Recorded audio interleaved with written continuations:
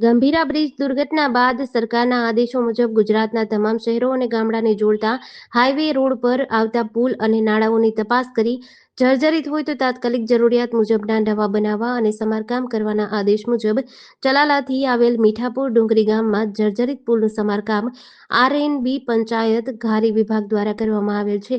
આ પુલના સમારકામમાં લોટ પાણીને લાકડા અને લોલમ લોલ મુજબનું કામ કરી મોટો ભ્રષ્ટાચાર કરી નબળી કક્ષાનું મટીરીયલ્સ વાપરી નબળી ગુણવત્તાવાળું કામ કરી મસમોટો ભ્રષ્ટાચાર આચર્યો હોવાનો આક્ષેપ મીઠાપુર ડુંગળીના યુવાન અને જાગૃત સરપંચ ઉપેન્દ્ર વાળાએ કર્યો છે.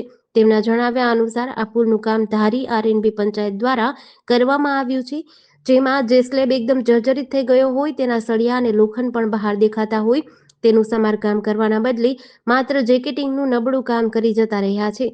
જે કામ થયું છે તે પણ ગુણવત્તાયુક્ત નથી અને માત્ર ભ્રષ્ટાચાર આદરવામાં આવ્યો છે.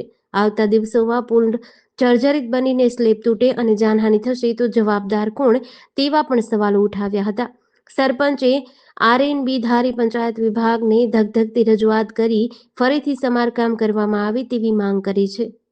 આજે સરકાર દ્વારા આરએનબી પંચાયત વિભાગ દ્વારા પુલ બંધ કરવામાં આવેલ છે, જર્જરિત છે અને આરએનબી પંચાયત દ્વારા આ પુલ નીચે જેકેટિંગનું કામ કર્યું છે, પણ આ પુલ તદ્દન બિસ્માર હાલત છે. લોખંડ દેખાય છે, એનું કોઈ કામગીરી કરી નથી અને જેકેટિંગની જરૂરિયાત નથી, પણ પૈસા ખાલી ભ્રષ્ટાચાર કરવા માટે જેકેટિંગનું કામ પૂરું કરીને વહી ગયા છે.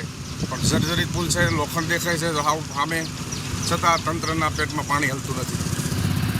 તો તમારી માગણી શું થવું જોઈએ? માગણી છે કે આ નવો પુલ બનવો જોઈએ. પછી બીજા નંબરમાં જેકેટિંગનું કામની જરૂરિયાત નથી, લોખંડ દેખાય છે તો ત્યાં કરવાની જરૂરિયાત હતી, પણ એ આરએનબી પંચાયતે કર્યું નથી કાંઈ.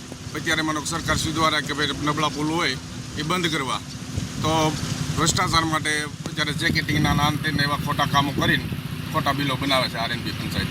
GDC ન્યૂઝ સાથે પ્રકાશ કારિયા, ચલાલા.